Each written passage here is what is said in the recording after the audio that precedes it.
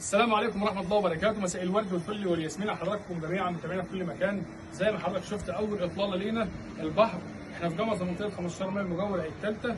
ترى البحر بوضوح من البلكونة دي، وترى أمواج، حديقة أمواج، وكمان على فيو مفتوح يا جماعة، مثلث أخضر زي ما حضرتك هتشوف معايا دلوقتي. يلا بينا نبص على التفاصيل مع بعض وارجع أكمل معاك جميع التفاصيل في آخر الفيديو. زي ما حضرتك شايف معايا ده البحر، رؤية مباشرة من البلكونة، وكمان أمواج من البلكونة كمان على شارع 14 متر، وكمان مثلث أخضر زي ما حضرتك هتشوف معايا. يلا نبص على صورة الشقة بقى.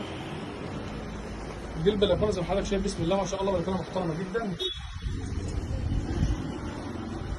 ودي يا جماعة الغرفة الأولانية، بسم الله ما شاء الله. ودي الصالة يا جماعة، بسم الله ما شاء الله، حاجة محترمة جدا.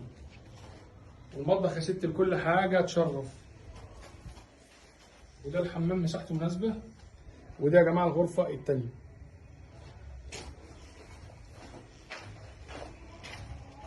ودي يا جماعة برضو البلكونة التانية، وبرضو على شارع 20 متر، شارع خدمات. وترى أمواج برضو من البلكونة زي ما انتم شايفين معانا. يلا بقى نشوف نكمل بقى التفاصيل في البلكونة التانية.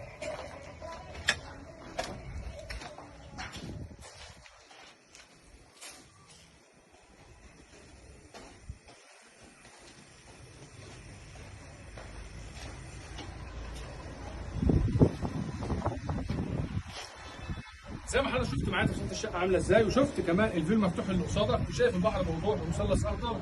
اضافه الى يعني كمان المعلومات دي، ان حضرتك الشقه بتاعتنا وتر فرد على شارعين، شارع 14 متر غربي وشارع 20 متر شرقي. اشوفكم عمرو الايطالي، والسلام عليكم ورحمه الله وبركاته.